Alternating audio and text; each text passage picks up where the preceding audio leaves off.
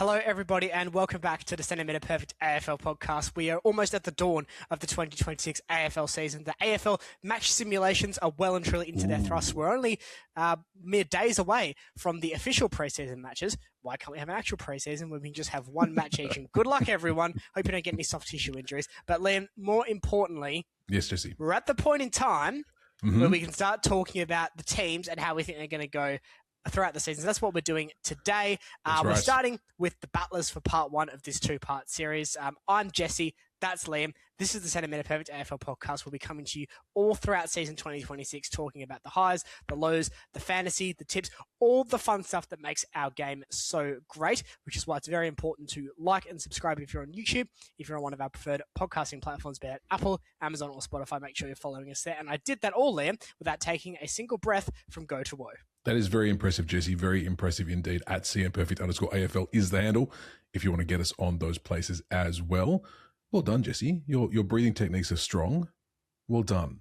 Well done. Well, I'm hoping for more breathless footy this year. I'm hoping we see the return of fast footy. Stand apparently has changed. I haven't noticed that in any of the match sims, but I've been told it's changed. They've told us that. That's right. The game clock's now worse. That's cool. I still don't quite understand the game clock, but that's okay. I'm sure in time it won't matter at all. But you'll need all that breath, Jesse, because even from our match sim yesterday against the Eagles, obviously we are Dockers fans. Yes. You were already onto the onto the phone with me, going just pointing out all the things. But we'll get to that when we speak about Freo. Will that be in this video or the next one? Let's open the gate a little bit for our viewers. So, okay. I'm normally a messenger because I'm under the age of 45. But when it comes to Fremantle, I have so many thoughts that I need to usually pull out the voice messages for Liam because I'm usually quite cross. The first voice message of season 2026 when it came to Fremantle came 4 minutes and 40 seconds into the match simulation because Corey Wagner just forgot that Willem Dersma was in 30 metres of space by himself. Like, honestly, most amateur league players who can kick 50 will kick that goal, which makes me quite concerned that Corey just doesn't seem to understand the concept of defending. But we digress. We're not worrying about that right now. We're not worrying about that. They might come up in this video, or they might be in the next one, Jesse. We don't want to jump the shark. We don't want to get ahead of ourselves here. But how are we doing this? Because we could do it alphabetically, like we'd love to do. We could do it reverse alphabetically, like you've suggested. I've knocked on its head multiple times. How are we doing this? How are we going through the teams? So, Jesse, basically what we've got all the teams we think who are going to miss the wildcard 10. Not 8 anymore, the wildcard 10. And we've given them a little bit of a ladder window. So rather than just saying we think they're going to finish 18th, 4th, we've given them a window where we think they might finish. We've got a few key injuries to go through as well as of the time I did the graphics, which was Saturday the 21st of February. So if there's been any extra injuries in the interclub matches or the stipulate, or even through the week of training, they're not going to be here. So there you go. And also a story of the season, Jesse, a little quip that you've chucked in at the end as well. Now, you're right, we've done the Rangers, but for the clever customers, this is my ladder prediction in reverse. So I've ordered this based on exactly where I think everyone's going to finish. Oh, there you go. Because it was easier. That's right. So we're going to kick off, obviously, at the tail end of the ladder, where, Jesse, you have the West Coast Eagles again finishing at the bottom. You've given them a window of 15th to 18th, which I think is very generous. What's to say about the Eagles, Jesse? Obviously still deep into the rebuild, one of the youngest lists in the comp. What's going to happen with the Eagles this year?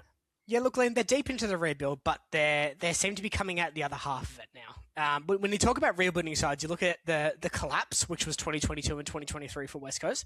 Mm-hmm. That brings in the draft picks. That brings in the stabilization phase. So you talk about maybe a coaching change, which they did, starting to understand what the next 5 years might look like, which they seem to have done. And then you start to talk about the last throes of the rebuilding phase, which is the rebound. Now, it's probably going to be a 2-year phase for West Coast when we talk about the rebound section of that rebuild. I think this is the first year of that. One thing I really want to stress in this prediction is we're not going to see a season like we did last year, in my opinion, where we have 9-9. That was an anomaly.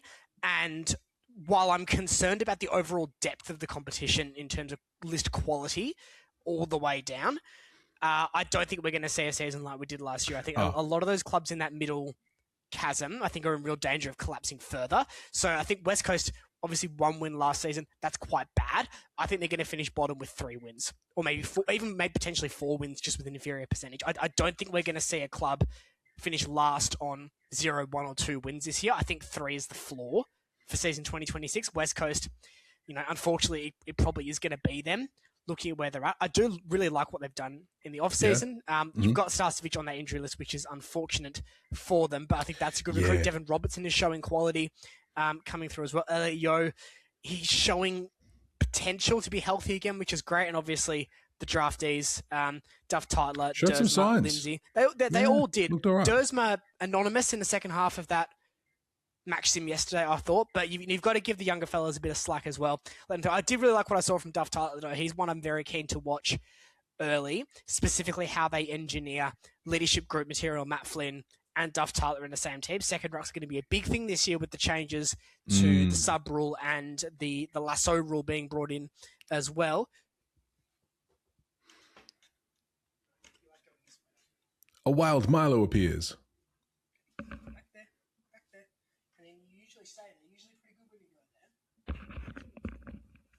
I figured this would eventually where he'd end up. I didn't think it would be 6 minutes in. That's okay.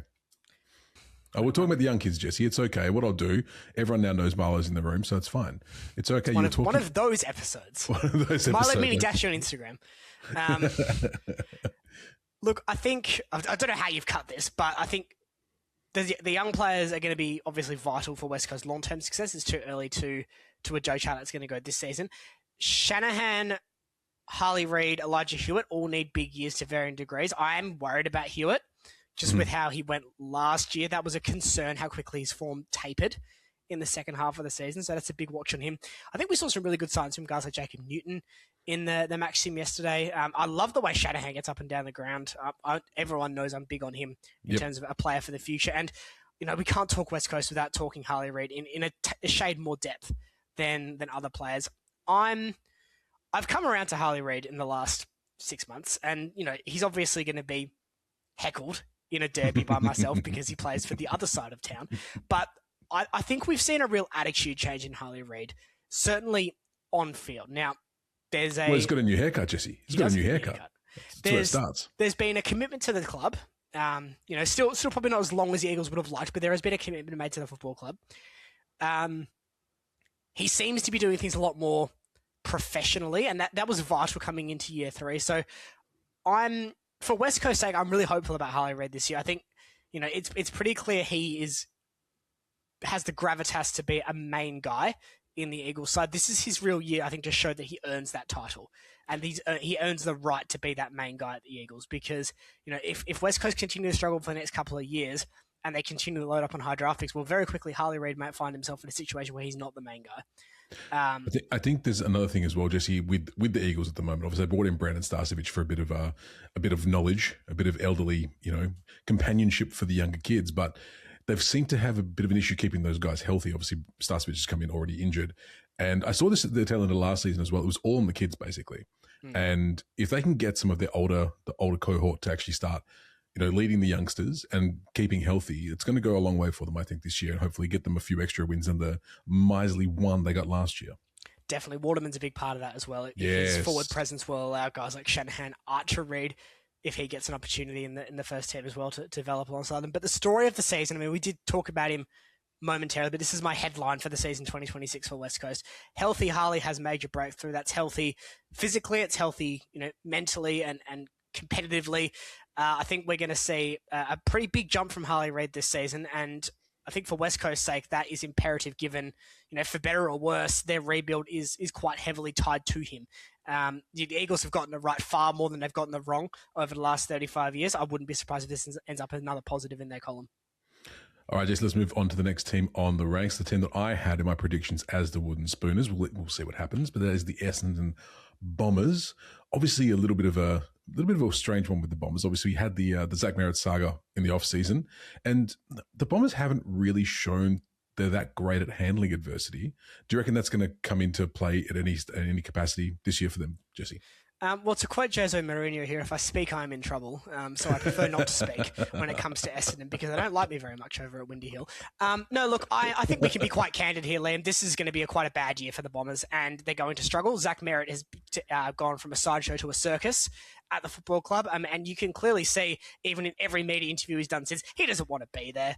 It was words to the effect of, I have a contract, so I'm here, is the general gist of Zach Merritt. And that's really disappointing, I think, from Essendon Essendon's point of view because, I mean, look, they should have traded him. I've made that very clear. You're better off getting a guy like that off your books who doesn't want to be there, even if you're not getting perceived value.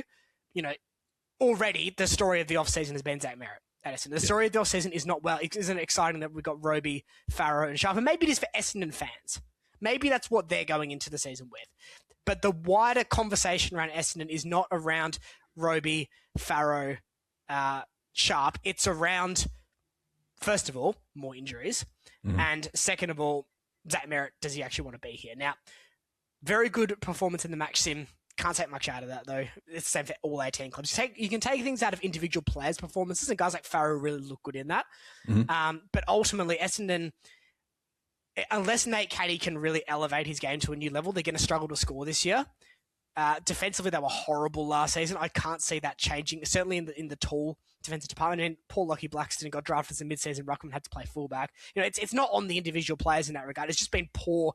In fact, poor's not strong enough. It's been horrendous recruitment from the Bombers for the last decade that has landed them in this quagmire of a season they're in now. Scott will go. Scott will be gone by round 15 because they'll have won 2 games by that point.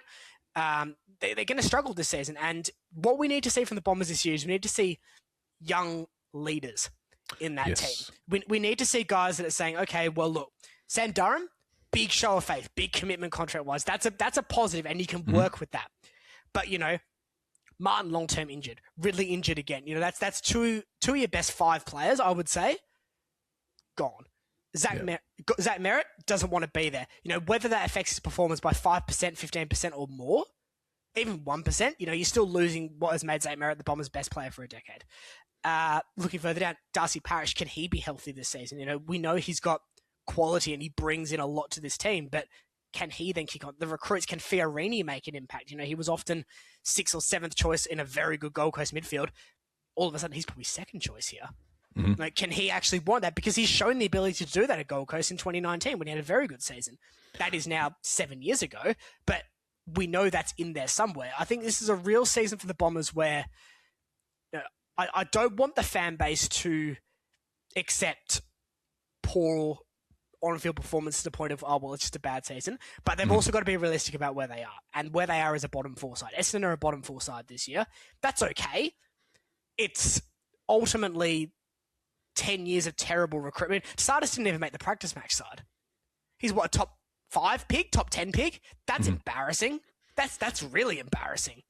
Well, I guess the positive shine on all of that, Jesse, is the fact there is opportunity for some of these players like Fiorini, even someone like Kako, who's obviously in his, what, I think 3rd season now, I think it is. Second season. So guys, Kako is on that avenue then. So Kako obviously has a big opportunity to make an impact this season as a small forward, but Essendon's transition last year was horrible. It was horrible getting that ball from defence to attack. So Kako either will get 35 goals because he's going to be at the feet of everything and opportunities will present from errant kicks, or he's going to be shut out of games because there's just not the opportunity down in that forward half. You know, Peter Wright, Nate Caddy, these guys have a huge job, especially if Essendon can't generate a lot of scoring opportunities in that forward 50. They've got to really convert when the ball's down there. But, I mean, there is positives. Angus Clark, I think, is going to have a really good year for the Bombers. We know that there's hype and excitement around Farrow, Sharp, and Roby as well, so there's opportunities there. Al-Akdi as well, another one with some quality. So I think for Essendon this year, their worst is going to be horrible, and it's going to be really horrible. I don't think they're going to beat teams around them, but they're going to get wins against sides you don't expect. So they'll go to a side like Port Adelaide or St Kilda and beat them. Because they'll get hot in the right game and things just roll, and with young teams that works. But I think it's going to be a long season for Bombers fans, and you know, ultimately it is 10 years of poor recruitment coming to roost. Speaking of young teams, Jesse, we'll move on to the next one, which is the Richmond Tigers. Haven't got them quite down to the wooden spoon. 14th to 17th is the window we've given them. What do you reckon, Jesse? The dynasty's obviously over. Well and truly over. The core of that... Yes, Liam, that was over about 5 years ago. I know. I meant to say the rebuild. I'm not too sure why I said the dynasty, my God. Anyway, Jesse, moving on. What do you reckon about the new kids coming through for the Tigers? Well, I talked about moments ago about how Essendon will struggle against teams around them. I think Tigers is the opposite case. I think they're going to bully teams around them because I like what they've got. Like, they have a good mix of youth and experience. I mean, the experience is, when I say experience in that context, it's guys that have been around for a long time. They may not be amazing players, but they're very much AFL system ingrained. So that's important when you're getting these young players through the door, training them up, getting them going. it's too early for them to leap massively forward.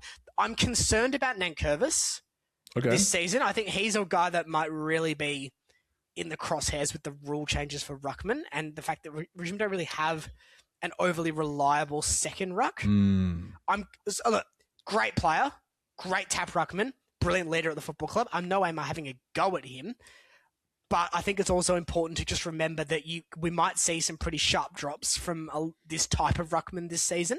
He's not the only one. He's just the first one we've gotten to in the season preview. So keep that in mind. You can definitely see it across all the sims as well. Like the rucks who are going to struggle, the rucks who are going to thrive with these new rules. And these bigger old school ones just, not going to be it.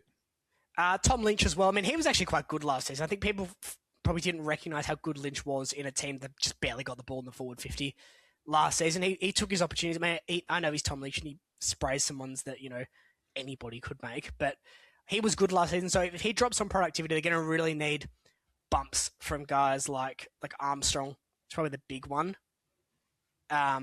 Seeing how he kind of adapts into that. Jonty Fall as well, who we made our player to watch, our future star last week as well. So Fall and Armstrong are going to have big roles in that regard too. The midfield's changed dynamically. Sam Cumming had midfield minutes in the match sim, so that's really exciting for the Tigers.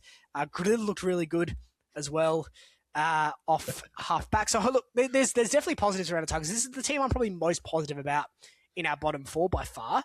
But I mean, how long have I been saying that? They've nailed this rebuild to this point. Now, that could obviously go haywire and fall apart, but they've taken the right steps. We talked about that rebuild phase earlier. Well, they bottomed out. They collapsed. They did a real gutting of the list. Cleared the decks. Yeah, the stabilisation phase was almost a destabilisation phase with the idea to accelerate through the trending up phase, which is what I think they're doing now. I think the Tigers are trending up, and 14th wouldn't surprise me. All right, Jesse, let's move on to our next team off the racks, the Carlton Blues. 13th to 16th is the window we've got here for the Blues. Oh, we didn't do a narrative. Oh, let's go back then. And we didn't do a narrative for Essendon either. Oh, that's okay. You kind of did because you spoke about Chris Scott will be sacked. Next story. Yep, next story. Go back to the Tigers for us then. Tiger Cubs, more minnows struggle against the big boys. They'll get their wins against sides around them. Yep. And probably randomly like Adelaide. Yeah, no, right. There's always one or two of those in the season, Jesse. Has to be. Otherwise, there's no fun. A couple of upsets are great. All right, now we can move on to the Carlton Blues. All right, so we've got them finishing 13th to 16th. Jesse, what's to say about the, obviously, Kerno's gone out. We both have our thoughts on Kerno and if that's a massive loss or not. I think we spoke about that when he got traded and if that was potentially not a bad thing, but what do you reckon? It is a massive loss to Carlton. I'm not sure the gain for Sydney is as big as the loss for Carlton. Gotcha. I think two things can be true in that regard. Look, yep. I came into the summer thinking, look, there's opportunity for Carlton here because there's a couple of sides in that top 8 from last season that might trend down a bit or at least stagnate. So if Carlton can get going again, they might turn out to be solid. And then Motlop's out for the season. Wiedering's hurt. That won't be a long-term one, thankfully, but it still delays things. Haynes is hurt. Cripps was very good at clearance ball in Origin, and nothing else. It's gonna be rough for Carlton this year. This is a hard one because I don't really know what Carlton do this season, and I don't want to offend Blues fans with this, and so I apologise if this offends the Carlton fans. But Carlton are the most pointless club in the competition this season. Oh, wow. They don't have a purpose because they're not at the stage where they're collapsible because their contract situation with guys like Cherry until 2030, Hewitt's on a fairly long deal. Their contract situation is hideous. It is hideous. So they can't collapse the decks like Richmond did. They're not in a north position where they're bereft of top-end talent. They've got guys that are elite quality. Of course. But, I mean, how long has that been the issue at Carlton where they've got some really quality... I mean, a healthy midfield of Cripps, Walsh, Chera, Hewitt, Jagger Smith, that's pretty good. Even with Cripps trending down, that's pretty good. That can go with just about anyone. But then you start to see the problems. I mean, Mark Pitnet and Liam Reedy rucking. Charlie Curno's gone out. Harry Mackay is unreliable. Unfortunately, he'll probably get you 40 goals this season because he's going to be the number one guy. And that's a really exciting thing for Carlton, how Harry Mackay goes as the number one guy again. But he is unreliable. is a guy like Ollie Florent going to change their horrible disposal of halfback? I mean, Adam Sard, duck when the ball's kicked by Adam Sard if you're in the crowd because it's probably coming in your direction. Or if you're an opposition player, 2 hands out. It's just a worry for Carlton that they don't have a purpose this year. Yeah. And it's probably going to cost Michael Voss his job, and he's going to be, in my opinion, the most unluckiest coach to be sacked this season. He'll be gone by the end of the season, I think, just because, Carlton fans, I think rightfully demand success out of their football club, as any fan base should. And I actually, they go a bit over the top sometimes, but I do applaud their unwillingness to accept poor performance on field. I know they've been poor for 30 years, but they're not like other fan bases that just kind of go, eh. Like they don't like it, and they're really strong on that. Yeah. So Voss will go. He'll be unlucky to go because I think he's been really handicapped by the list he's got here.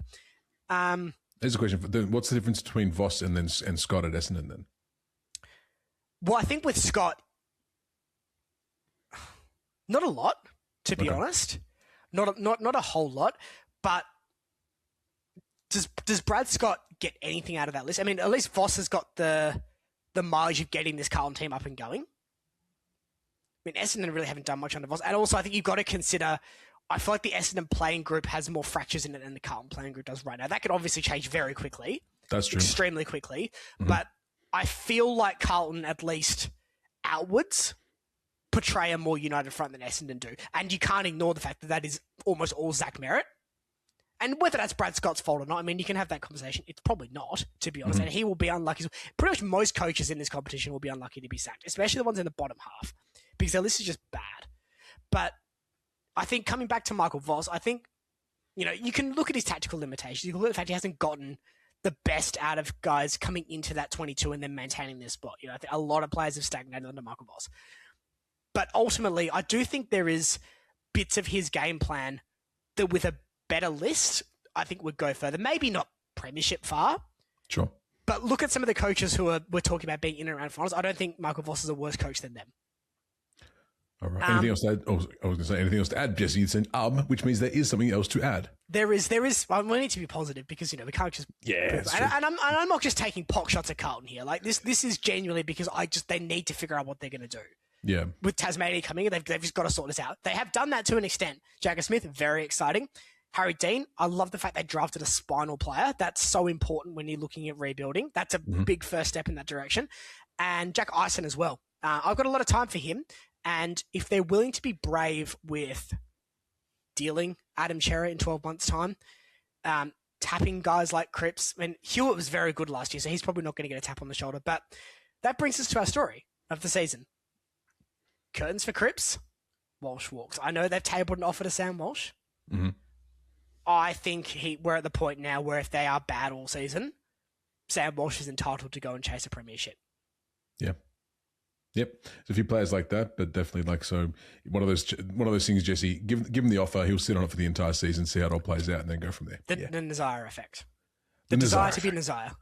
Very good. Very good. All right, Jesse, let's move on to our next one, which is the Melbourne Demons. 13th to 16th, again, is the window we've got these guys in.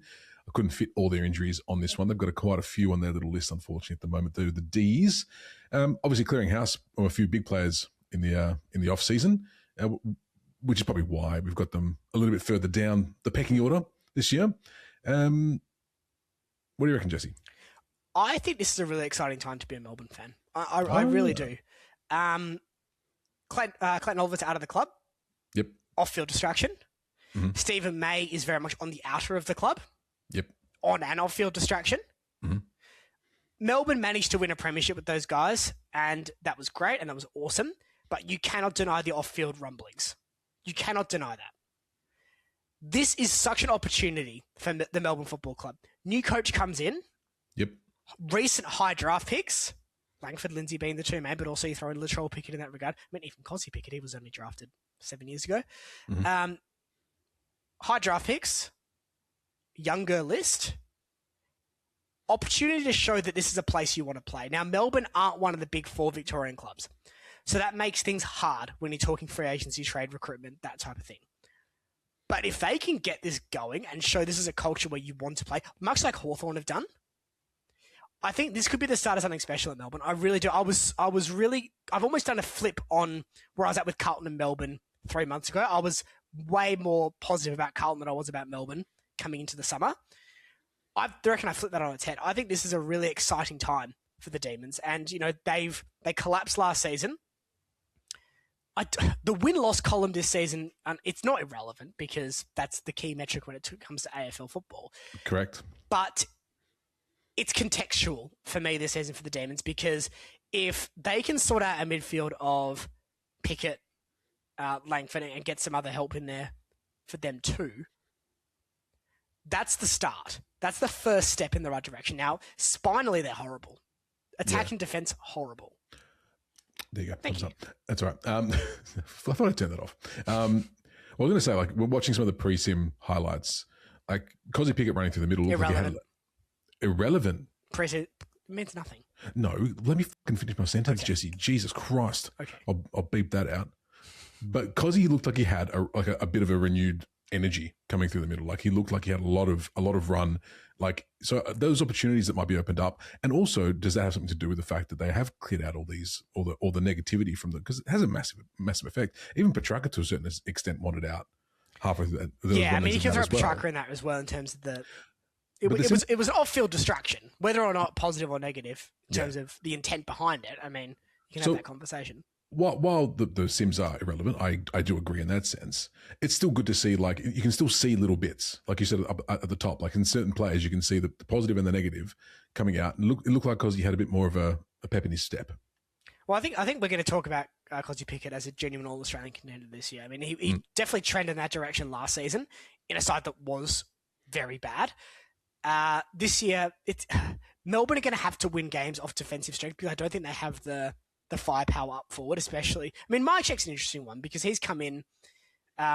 We know he can score, but he's very similar in mould to Bailey Fritsch, which isn't how I would have done it recruitment-wise. Jack Steele's another one that's come in that will play midfield, so that would be interesting to see how he goes with Langford and Cozzy Pickett as well, and obviously the Troll Pickett drafted very highly and highly rated by the football club. So we'll see with the Demons. But I think from where they were even 6 months ago, it looks like a new football club. The story of the season for me, King's men come together as rebuild rumbles on. Apologies for lashing out to you there, Jesse. I don't get to speak much, and when I do, you interrupt me. Well, it's because you were saying pointless things. That's what I do, man. That's what I'm here for. All right, let's go on, Jesse, to the next team across town, the North Melbourne Kangaroos. Obviously, again, 13th to 16th. You're noticing a pattern, Jesse. They're all in the same kind of window. I noticed it because I wrote it. Hey, that's true. That's true. The rebuild, Jesse, obviously still well within, still building, really, isn't it? There's not really much to say with the Kangaroos. Still rebuilding, yeah. Still building the rebuild. Yeah. This is a tough one to talk about, I think, with North because the rebuild's gone on for too long now. It has gone on for too long. The North Melbourne should not have been down where they have been for as many years as they have been. And at some point, that needs to flip.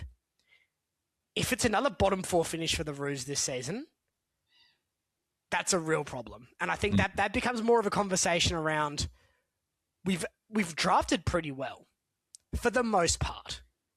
For the most part, they've drafted well. Dersma a bit of a miss in that regard, but Sheasel, Wardlaw when he's fit, McKercher, O'Sullivan, all are showing or have shown quality and clear best 22 players and would be best 22 in other higher up the ladder sides as well, in my opinion. But they simply put, a bottom four finish for North Melbourne this year, in my view, is not acceptable. Okay. And it will become a serious issue of, they're extending their rebuild closer and closer to Tasmaniaception, which will cannibalise the draft pool. That's going to be an impossible situation to get out of North because they just haven't shown it. They haven't shown it on field enough that they're willing to push on, except for bits last season, which is I think what we can hold on to here. And I've put them, I think I've put them 13th. So I put them right at the top echelon of my window for them. I think 13th is as high as they get. Mm-hmm. But I look at Nick Larkey and I think Nick Larkey could win a Coleman on a team with better service. I really do. Because he's excellent in the air and he takes his set shots when he gets them. And those are the two intangible qualities you need out of a key forward in 2026. So, a quick question in relation to Larkey. Obviously, a younger captain. not a risky move in a sense, because obviously a lot of the captains you've got to have been playing for a little while. Do you reckon there's anything in bringing in a young captain, taking a risk on a young captain to mould together a younger list? That's what Fremantle should have done for the last 3 years now, and they haven't done it. Mm. Yes, I do think there's value in that. Good. Okay. Stern Jesse went it down. I mean, it's a fair question. It's a good question. I'm not having a go at you for the question. I think I've just crossed that, Caleb Serong and/or Andrew Brayshaw are not captains of Fremantle. It doesn't make any sense to me. Back to North Melbourne, though, because that is the team we're talking about. Of course. That midfield is excellent. LDU, Sheasel, Cherry in the ruck, throw in any one of the guys that rotate through and get midfield minutes at North. Would you want to put Wardler in there? You can be that guy for you. And there you go, problem solved. Parker obviously can play midfield as well. They've definitely got options in that midfield, and it's a very good midfield. I actually like the North spine. I really do. I think Larkey and Zerha kind of works for the most part. Toby Pink showed a lot last season as a key defender. So they're nudging closer to where they need to be. They've even managed to get guys like lesser lights like Paul Curtis had a great season last year. Yeah, he did. They're starting to just get these little bits on the periphery, but they need guys like Griffin Logue to step up and be fit and play. That's important this season. Yeah. It's hard for North because they pay guys like Logue big coin. Caleb Daniel came in on a good deal. Luke Parker came in a good deal. And I get that from a developing your veteran pool and helping the younger guys and helping a younger captain like Larkey as it is this year.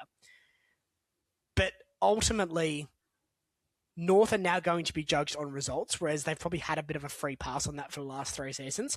And I really think that's starting to wear thin for a lot of people. And North fans are very much accepting. They're almost the anti-Carlton in that regard. They're very accepting of their right, it seems like, for the most part. But, I mean, at some point, you've got to show something. Yeah. They've poured high draft pick after high draft pick. They've gone for assistance from the AFL. They've been genuinely horrible on the field at times. But yet, the club's stuck together. The younger players have re-signed deals. They've committed to the football club. There's a vision there. They need to cash in on that in season 2026. And cashing in probably does mean 13th place. Yeah. And you might say, well, if they finish 50th, that's only 2 spots higher, and you're saying disaster, disaster, disaster. But it's more about what the message sends.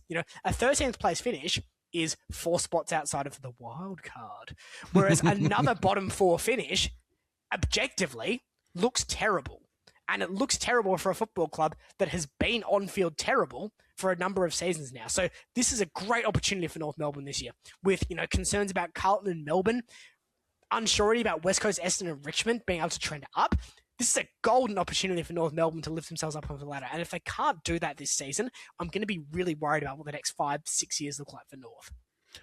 That said, Jesse, your story for their season is going to be a slow start. Roos rebound from slow start to boom late. So you reckon slow, and then once they pick up their tails and they start forming some good cohesion, they're going to pick it up towards the end of the season. So. Yeah. Very good. All right, Jesse, let's move on to the next team who we think is going to be a bit of a struggle this year, and that's the Port Adelaide Power. You've said this in many of our previous podcasts, Jesse, your concern for Port this year. You've got them finishing 12th to 15th. What say about the Power? I am really concerned about Port, and I really like their list, that's been the dichotomy I've said for the last 8 months on this show, probably longer, actually, probably all throughout last season, because I really do like Port's list. It's a good list in my view. They've got enough pieces, as they've shown in other recent seasons, to be a top 8 side pretty comfortably. I think there's a good bones here that they could work with.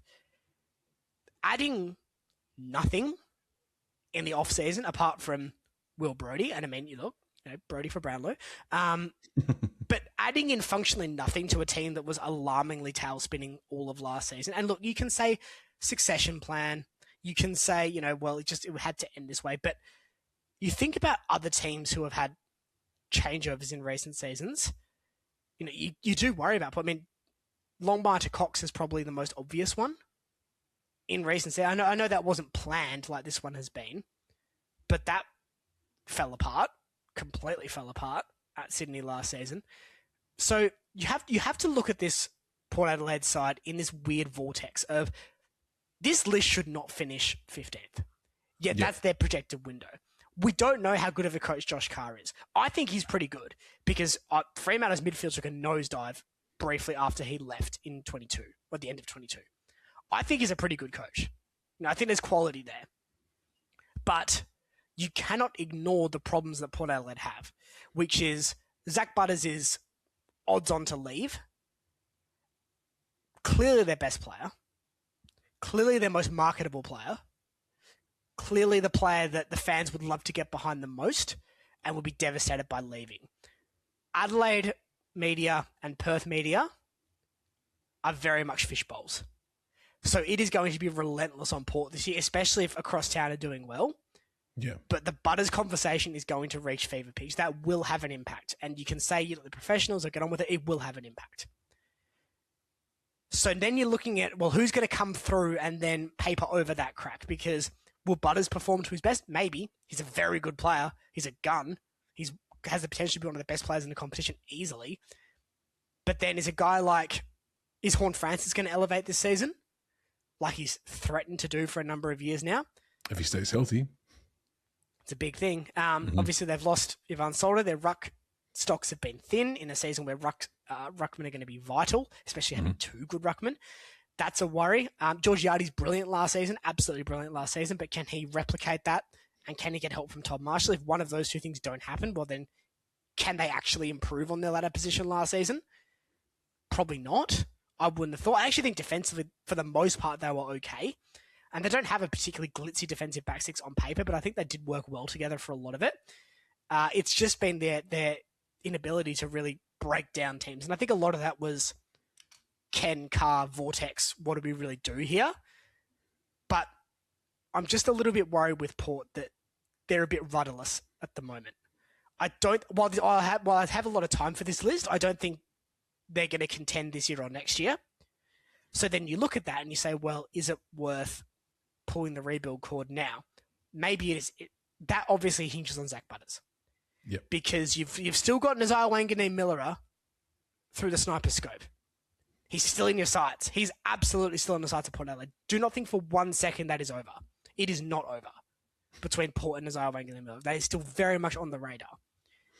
I think there's Port's one of like maybe 2 or 3 teams within our list that obviously we put 12th to 15th, but you know they could wildcard. They could wildcard if everything just kind of ticks into place. If Butters signs early, I'd be surprised this year. I would be surprised this year. Well, look, I can see it. Okay, well, I guess I'll throw it to you then. What do you see in Port that makes you think wildcard this year? Because I don't necessarily disagree. I'm just struggling to see it. Well, I guess that's the thing, right? It's one of those situations where Port, we know, have the talent, right? There are a few unknowns, which is obviously the car, how he's going to slot in, how he's going to do stuff, Butters. But say, for example, they have a good start to the season, right? They get 2, 3, 4 wins on the board. Car's system is starting to take place. It feels good. Butters is like, actually, do you know what? I can invest in this. He puts pen to paper. All of a sudden, confidence starts rising. You know, it all takes us a little bit of a one caveat, one little ignition, and then it can go really well. And I see this more for someone like Port than I do someone like Richmond, Eagles, because we know where they are. Port, we don't have the talent to do it, but because I think what you're saying is there's too many intangibles to the negative that will pull them down this season. I tend to agree, but I think there's also still that X factor that if all goes correct, they could definitely push for a wild card. Port Adelaide start to the season. Oh, here we go. North Melbourne away. Okay. Winnable. Essendon home. Winnable. West Coast home. Okay. Richmond away. What the hell? St Kilda home. So there's a good chance they're going to go 5-0.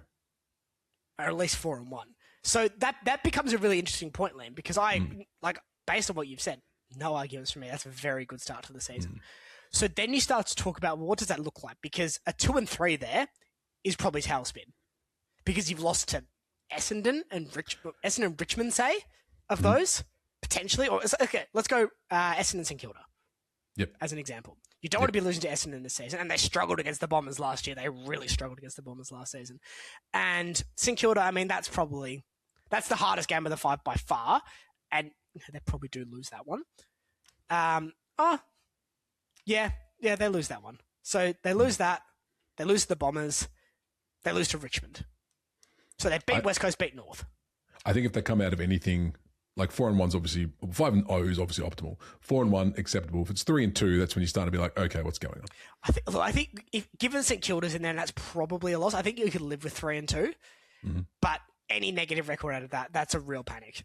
The story of the season for me: car troubles, butters, slices, ties. Some puns there for everyone. You love a good pun, that was one of my best ones in the whole thing, actually. If I do say so myself. Hey, Liam, who's our final team to talk about? The final team to talk about. The outside looking in group. The outside looking in group might be the most controversial one of the entire lot, Jesse, from what they've done in the off-season. That's the St Kilda Saints. Obviously, a window there of 9th to 12th is what we've got for them. Max King, injured still. Liam Henry's obviously there, and Jack Silvani, one of their new signees, also down for the count for a little bit. Just a bit of a look ahead, Jesse. Obviously, this is the last team, so we know that Sydney will be next time. Their Max King is also injured. Do not be a Max King and play AFL. It's bad. It's bad news. Choose Ben instead. Choose Ben. Always choose Ben. Or Stephen. He was quite a good player too. There you go. But obviously, they've brought in a lot of talent this offseason, Jesse, but we're still predicting them to be 9th to 12th. What's the reason for this? I've got my ideas, but what do you reckon? Someone had to miss. And I think there's 11 teams with wildcard claims this year. It's a bit of musical chairs.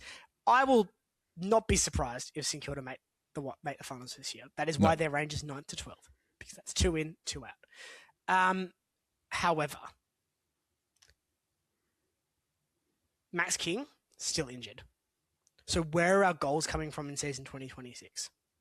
Can we rely on Jack Higgins to have a freak season 2 years in a row in a competition where it's notoriously hard for small forwards? Not saying it can't happen, but that's what we're asking to happen at this point in time. You know, I don't think Tom DeConing is going to add scoreboard monstrosity, so that's kind of out in terms of your big money recruit. Rowan Marshall, you know, he can bob up for a goal or so. Not saying that can't happen, but I don't think he's going to then kick 35 goals this season, which is probably what you need to be pushing forward. Liam Ryan, I wouldn't be surprised if Liam Ryan ends up playing higher up the ground. He might be forced back out of necessity. Mm-hmm. But really, you're talking Higgins, talking Ryan, Mason Wood, and then a hodgepodge of younger tools. You know, can Cooper Sharman hit the scoreboard? Can Mateus Philippou get forward and pepper as well? So you're relying on Nazar Wanganeen-Miller again. Now, I like what they've done in terms of their midfield. Their midfield looks really good. And it's hard to ignore how strong that midfield looks offensively. Windhager, Nazar Wanganeen-Miller, you know, TDK as a hybrid mobile ruckman is going to be a very good asset in the new 2-ruck rule. No one is disputing that. Defensively, kept Cal Wilkie. They needed to do that. It was vital. Didn't get Lee Kalia. Got Jack Silvani instead. And, you know, is that really the difference for St Kilda? I mean, they finished 11th last year, didn't they? Yes. Have they actually... They've improved their list on a linear point of view. But when you improve, you've then got to, transition into on-field results, and I've pointed out why I'm still concerned that won't happen. And then you've also got to rely, if you're not directly translating that, you've got to rely on other teams trending down. Now, the concern, by and large, here is that teams above them last season aren't trending down enough for them to then go and leapfrog. I mean, obviously we've got Sydney, who we just mentioned. They're in. But then any club from that top 9 last season, I'm not going to do too many spoilers, but any club from that top 9 last season, we clearly don't have them going down far enough to be eclipsed. There are some that I absolutely have trending downwards, but not far enough. I do think wildcard is... This is a weird one, right? Because wildcard is mandatory. Wildcard is mandatory for St Kilda. That is a non-negotiable. You want to be a serious football club. You want to take little pot shots at Chris Fagan, a dual premiership coach in the media. And you've got to be a serious football club and make the finals this season. It is a non-negotiable for big boy pants St Kilda to make the finals this season. They made it very clear they want to be treated seriously. Mm-hmm. This is their opportunity to do it. If they do not make finals this season, that is objectively the biggest recruitment failure in 25 years. Yeah. It absolutely is, because then you look at next season and you say, great, we can't recruit anyone and everyone's a year older. For a couple of players, that's really handy. For a couple of players, that's a disaster. Mm-hmm. Jesse, you're the analysis guy. I work on vibes, right? And looking at they've spent big St Kilda, bringing some big names, obviously. We got Liam Ryan. You got De Koning. You got Silvani. Silvani's already injured, and De Koning has been top and tail with injury as well. It's not going to take much for one of those two to go down. Those big names go down. They've also been paid a lot of money.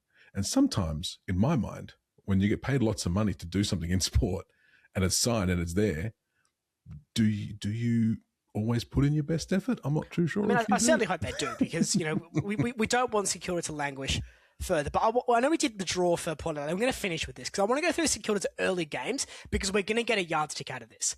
Okay. They play Collingwood in opening round. That's in Victoria, by the way. The opening round, that's for the northern state. That's the state of Victoria, that game's happening in. Just for clarity. Yep. So they play Collingwood in opening round. Yeah. Then they have a bye. That's a vital game, by the way, because that's a real yardstick game. Then they've got the Giants away in round 2. Mm-hmm. Then they have Brisbane at home in round 3. They've then got no one in round 4. That can't be right. Did I miss a game? Then. I think I might have missed a game. You can keep this one in because that's quite funny. I did miss a game. St Kilda in round 0. Sorry, St Kilda in round 0. Collingwood in round 0. Melbourne in round 1. Yeah. The Giants in round 2. Brisbane in round 3. A bye in round 4. That makes more sense. And then Port in round 5. Gather round. Adelaide in round 6. Ooh. West Coast in week 7, which I think is actually round 6. I think I double counted. But that's the start of the season they've got. West Coast they should beat. Yep. Port, let's give them some flowers, so they should beat Port. Melbourne they should beat. So you're talking 3 wins there. Should win. I feel Collingwood's a 50-50 game. I feel the Giants is a 50-50 game. So let's give them 1. So they're at 4. Brisbane, I would back the Lions in. Adelaide, I would back the Crows in. So if they don't win both those 50-50 games and or drop points against one of the 3 lower sides and don't then cause an upset, they're starting the season something like 3-4 or 4-3 at best. That's going to make it hard. That's going to make it really hard because, I mean, they do have a pretty generous run. But for 2 weeks, they got West Coast, they got Carlton. That's pretty good. Then they have to back up against Gold Coast. Then they get Richmond. Well, I think when we looked at the ladders, they got a very easy end to the season travel wise. Yeah, very very easy. So if they don't make at least the wild card, potential for higher with that draw, but if they don't finish in the wild card, then like you said before, Jesse, epic fail. Epic fail. Much like me trying to agree with that fixture. I know, it's been one of those days, Jesse, but that's okay. We get those. All right, anything else to add for the teams we've spoken about today so far, Jesse? I don't think so. I think we've covered that quite well. Let us know what you think in the comments about your team, about other teams if you don't support them. Yeah. What's going to happen with some of these bottom sides in season 2026? Will Port surprise? Will Carlton go on a run? Will Essendon then get some wins going as well and finish outside that bottom 4? Let us know your thoughts in the comments. But Liam. Yes, mate.